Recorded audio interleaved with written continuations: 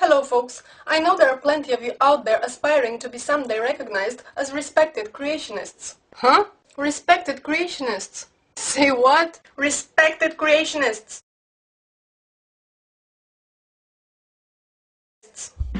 This is a 5 easy steps guide to becoming a good creationist, so pay attention or go to hell.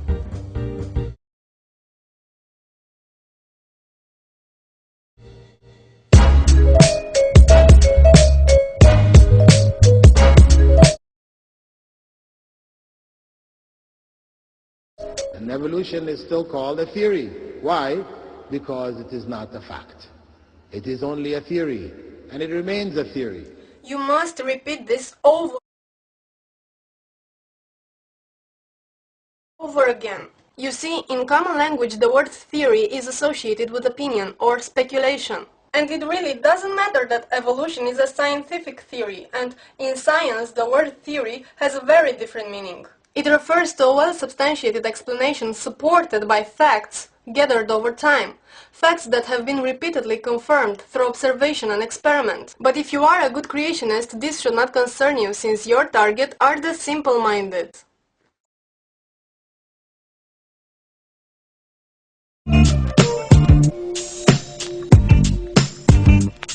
How did life begin? And why should we close our eyes to the possibility that God did it, God did it, God did it? If something doesn't seem to have an explanation, it means God did it. For instance, you can easily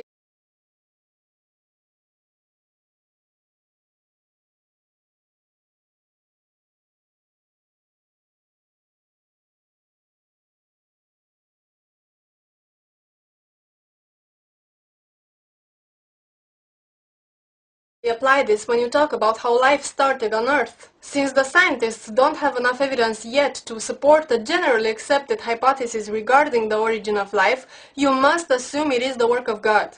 Looking back in time, this always worked like a charm.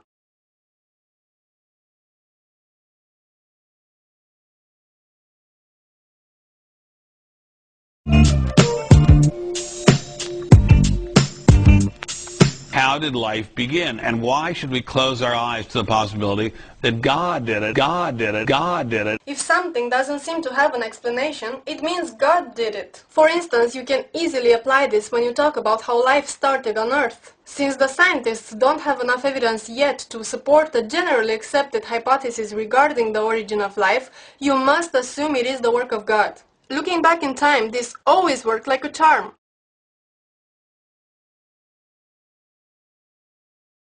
For instance, now we know that the lightning is an atmospheric discharge of electricity that has nothing to do with anything supernatural. But back in the days when people did not have an explanation for it, they naturally assumed the deities were responsible. In Greek, Zeus was long feared for his lightning strikes. For the Romans was Jupiter, for the Egyptians was Seth, and so on. So remember, if something doesn't have a well-accepted explanation yet, God done did it.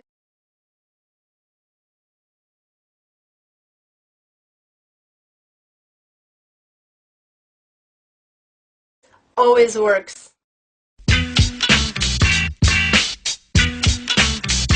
If something appears to be designed, you can safely assume there is a designer, and that designer is God. Well, of course, if we look at a snowflake, our human brain will probably perceive it as being designed. Observing it under a microscope, you can even see it as beautiful. Every snowflake is unique, there cannot be two of them alike, and the individual ice crystals often have a hexagonal symmetry. But of course, we don't believe there is anything supernatural behind the creation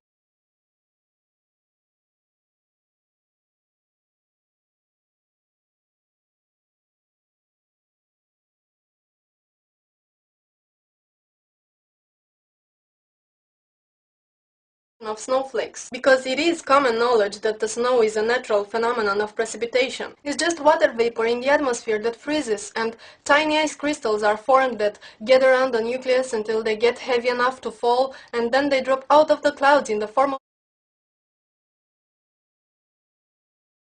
snowflakes. Snowflakes that to our eyes may appear to be designed, but it's just nature working.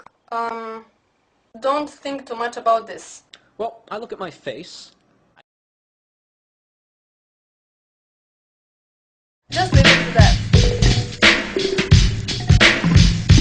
The truth is, the Bible is full of scientific facts. This is probably the hardest one because you'll have to prove that the Bible is a scientific book.